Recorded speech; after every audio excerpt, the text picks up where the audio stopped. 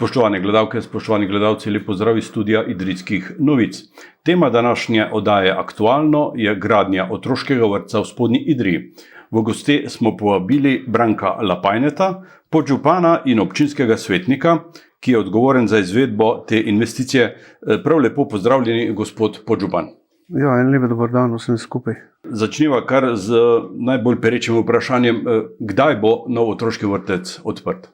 Ja, mi načrtujemo, da bo otroški vrtec nekje odprt in pa postavljen v funkcijo nekje konec maja ali pa začetek junija. Izvajalec del je domače gradbeno podjetje. Izvajalec del je domače gradbeno podjetje, Zidarad imamo pa za strojne inštalacije, imamo pa Kolektor Koling, se pravi za elektroinštalacije in strojne inštalacije. Prejšnje poslopje, ki so ga sedaj odstranili, je bilo že staro in dotrajano, po mojih podatkih, iz leta 1981. Ja, tako je. To je bilo montažni objekt. Postavil ga je takrat Marles iz Maribora in je pač v teh letih bil preveč dotrajen, da bi kakorkoli lahko sanirali.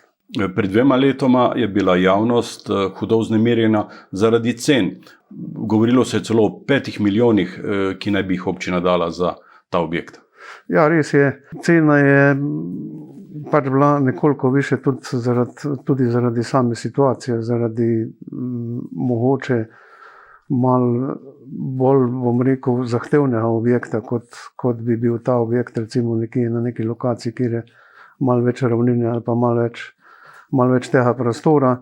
Predvsem je bila pa velika ovira zaklonišče, ki je bilo pač zgrajeno takrat, kot so bili zgrajeni bloki, in tega zaklonišča se ni smelo podreti in ne tikati. In projektanti so morali sedaj ta novi objekt najbrž prilagoditi vsem tem okoliščinam. Ja, projektanti so pač morali objekt sam prilagoditi v kletnem delu teh prostorov, v bistvu v tem smislu, da se zaklonišča ne tikamo. Okrog cene, torej začeli smo s 5 milijoni, potem ste nekaj znižali, ne? Ja, nekaj smo znižali, predvsem na materialih, na izvedbi določenih zadev. Tako da v bistvu z tistih 5 milijonov, kaj je bilo takrat prvotna cena, v prvi fazi smo pol, v bistvu je zdaj kompletna cena z vso ureditvijo zunanjo, igrali, oprema, nekje 4 milijone 100 z davkom. Poveva sedaj še podrobneje to situacijo. Ne gradi se samo vrtec, ampak se obnavlja sočasno tudi pritličje šole in ureja se ulica in širše območje. Ja, kompleten projekt, če tako rečem, celotnega območja je dejansko to, da nekje, kot sem rekel, maja meseca naslednjo leto zaključimo z vrtcem in potem začnemo z rekonstrukcijo osnovne šole, spodnji del. Tam se bo v bistvu uredila tudi jedilnica za vrtec in osnovno šolo. In v spodnjem delu bo stvar sanirana na tak način, da bojo 3 nove učilnice za osnovno šolo, nekje gabaritov. Učilnica 1 bo imela nekje 57 kvadratnih metrov, ostale 2 učilnice po 47 kvadratnih metrov, medtem ko bo pa še en poseben prostor za gospodinjski pouk, ta bo pa tudi imel nekje 42 kvadratnih metrov, medtem ko bo sama jedilnica pa nekje v gabaritu 150 kvadratnih metrov. Koliko otrok bo sprejel vrtec? Ja, vrtec nekje zdaj odvisno, oddelkov bo 6, v bistvu nekje med 120 in 140. Zadnja leta število otrok upada v občini, nekateri svarijo, da je prevelik objekt.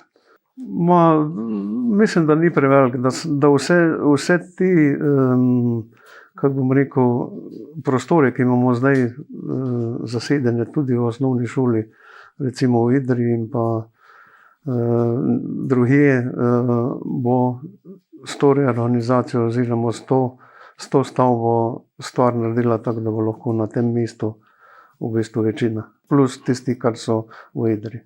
Programsko pa se sedaj oba objekta, oba programa se povezujeta. Imela boste namreč skupno kuhinjo in skupno pralnico. Ja, skupna kuhinja, ki je dokaj večjih gabaritov, ne samo za kuhinjo in te stvari, je nekje rezervirano 100 kvadratnih metrov, 110 kvadratnih metrov.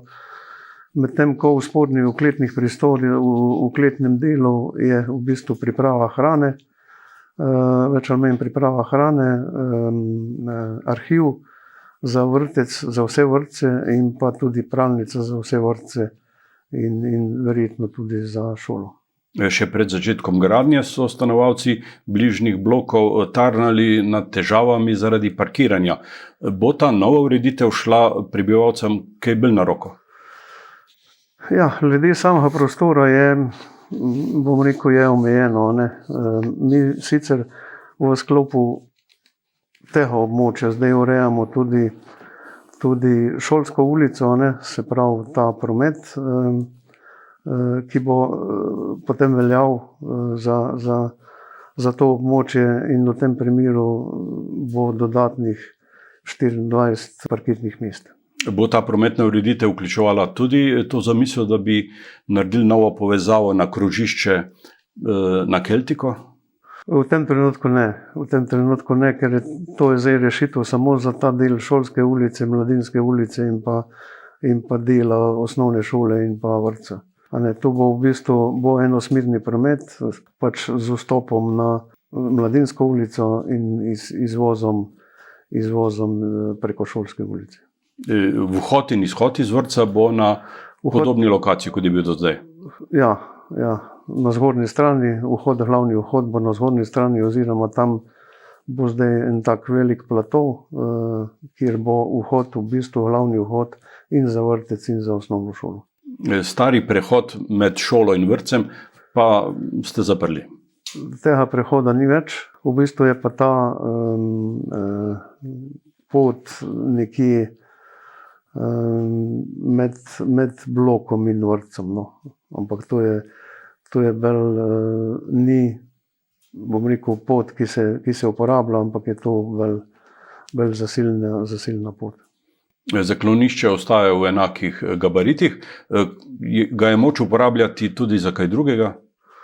Ja, odvisno za kaj se bomo odločili, ne. Lastnik zaklonišča je občina Idrija in pač glede na to, da so bili do zdaj v teh prostorih taborniki, bojo verjetno tudi kasneje.